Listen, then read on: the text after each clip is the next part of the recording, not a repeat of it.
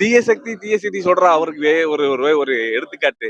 ராஜாஜி தீய சக்தின்னு சொன்னாரு, பக்தவத்தலன் தீய சக்தின்னு சொன்னாரு, எம்ஜிஆர் தீய சக்தின்னு சொன்னாங்க, ஜெயலலிதா தீய சக்தின்னு சொன்னாங்க. ஆனா தீய சக்தி சொன்னவங்க பூரா அழிஞ்சிருக்கிறாங்க. திராவிட முன்னேற்ற கழகம் அழியல.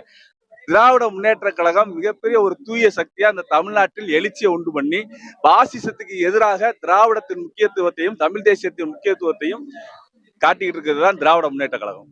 தமிழ்நாடுன்னு மட்டும் நம்ம பார்க்க முடியாது. இந்திய அளவுலேயே பாசிச பாஜக ஒன்றிய அரசை எதிர்த்து களத்துல நிக்கிற ஒரே கட்சி திராவிட முன்னேற்ற கழகம் தான். அகில இந்திய அளவுலேயே திராவிட முன்னேற்ற கழகம் உருவாக்குனது தான் இந்தியா என்ற ஒரு கூட்டணி. 2014 மோடி ஒரு மெஜாரிட்டி கொண்டு வந்தாரு. அதே மோடியால 2019 ஒரு மெஜாரிட்டியை கொண்டு வர முடியல. அதுக்கடுத்து இந்தியா கூட்டணி ஒண்ணு உருவாக்குனதுலதான் 24 மோடி மெஜாரிட்டியோடு இல்லாம கூட்டணி ஆட்சி அமைக்க வேண்டிய ஒரு சூழ்நிலை ஏற்பட்டது. அதுக்கு முக்கிய காரணம் தளபதி ஸ்டாலின் அவர்கள். அதெல்லாம் எந்த அளவுக்குமே எடுபடாது. எப்பவுமே தமிழக மக்கள் மிகப்பெரிய அறிவாளிகள், புத்திசாலிகள். எம்ஜிஆர் கட்சி ஆரம்பிச்சதுதான் மறுத்தது. அதுக்காக சிவாஜி கட்சி ஆரம்பிச்சு எந்த ஒரு பலனும் அடைய முடியல. பாக்கியராஜ் கட்சி ஆரம்பிச்சு எந்த பலனும் அடைய முடியல. டி ராஜேந்தர் கட்சி ஆரம்பிச்சு எந்த பலனும் அடைய முடியல. சரத்குமார் கட்சி ஆரம்பிச்சு எந்த பலனும் அடைய முடியல. கார்த்திக் கட்சி ஆரம்பிச்சு எந்த பலனும் அடைய முடியல. அதே போல இப்ப நடிகர் ஆரம்பிச்சிருக்கிறாரு, அவர் எந்த பலனும் அடைய போவதில்லை. ஒரு விளம்பரம் தான். இல்ல அதெல்லாம் கிடையாது. இளைஞர்கள் எல்லாம் சினிமா ஒரு மோகத்துலதான் வர்றானே ஒழிய, ஓட்டு போடும் போது சரியான தலைவனை அவன் தேர்ந்தெடுப்பான். ஆட்டுக்கார அலைமையில ஒரு படம் வரும்போது அந்த ஆட்டை பாக்குறதுக்காக லட்சக்கணக்கான பேர் கூடுனா. சமீபத்துல நயன்தாரா ஒரு கடைகள் திரைப்படம் வரும்போது லட்சக்கணக்கான பேர் கூடுனா. அது போலதான் இப்ப கூடிக்கிட்டு இருக்காங்களே அந்த நடிகருக்கு அந்த கூட்டம் எல்லாம் வாக்கா மாறாது, ஒருபோதும் மாறாது. நடிகர் முகம் ரசிகர் முகம் தானே ஒழிய அங்க கருத்துக்கோ அங்க கருத்தியலுக்கோ இடம் கிடையாது. தளபதி தான், அதுல சந்தேகமே கிடையாது. 2026 தளபதி ஸ்டாலின் அவர்கள் தான் மீண்டும் ஆட்சி அமைக்க போறாரு. திராவிட மாடல் ஆட்சி 2.0 மீண்டும் ராஜ்பவன்ல ஒழிக்கும். முத்துவேல் கருணாநிதி ஸ்டாலின் எனும் நான் திராவிட மாடல் 2.0 ராஜ்பவன்ல ஒழிக்கும்.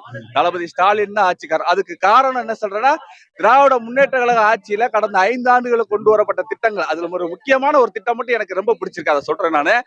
திராவிட முன்னேற்ற கழக 5 ஆண்டு கால ஆட்சியில தாய் தந்தையரை இழந்த குழந்தைகளுக்காக கொண்டு வரப்பட்ட அன்பு கரங்கள் திட்டம் மிகப்பெரிய ஒரு வரவேற்பை பெற்றிருக்கு. அதே போல குழந்தைகளுக்காக கொண்டு வரப்பட்ட அன்பு கரங்கள் திட்டங்கள் போலயே தாய் தந்தையரை கவனிக்காம விடப்பட்ட பெற்றோர்களுக்காக கொண்டு வரப்பட்ட அன்பு சோலை திட்டம். அதனால பெற்றோர்களும் சரி, குழந்தைகளும் சரி, திராவிட முன்னேற்ற கழகம் தான் அடுத்த ஆட்சி அமைய விரும்புறாங்க. பெண்கள் ஏராளமானோர் மகளிர் உதவித்தொகை, விடியல் பயணம், தமிழ் புதவன், புதுமை பெண் சொல்லி பெண்களுக்கான திட்டங்கள் ஏகப்பட்ட இருக்கு. அதனால திராவிட மாடல் ஆட்சி தான் மறுபடியும் வரும், கண்டிப்பான முறையில. இப்போ இளைஞர்களுக்கு கல்லூரி காலத்துல ஏடிஎம்கே நாங்களும் கொடுத்தது சொல்றான். நீ கொடுத்தது காலகட்டம் 10, 11 படிச்ச காலங்கள். அவனுக்கு அதோட பயன் தெரியல. இப்ப கல்லூரி படிக்கிறவனுக்கு லேப்டாப் கொடுக்கறது மிகப்பெரிய அவனுக்கு ஒரு பொருளாதார ரீதியாக ஒரு சப்போர்ட்டா இருக்கும். அதே மாதிரி இப்ப 3000 ரூபாய் திட்டம் ஒரு பாட்டி எல்லாம் சொன்னாங்க, பெத்த பிள்ளையே காசு கொடுக்க மாட்டேங்கி. ஆனா தளபதி ஸ்டாலின் எங்களுக்கு 3000 கொடுத்தாரு. அதனால மீண்டும் தளபதி ஸ்டாலின் ஆட்சி தான். அப்போ அந்த தாயோட வலிமை உணர்ந்ததுனாலதான் தளபதி அந்த ஒரு திட்டத்தை அறிவிச்சாரு. அதனால மக்கள் விரும்புறது, பெண்கள் விரும்புறது தளபதி ஆட்சி தான், மீண்டும் தளபதி ஆட்சி தான்.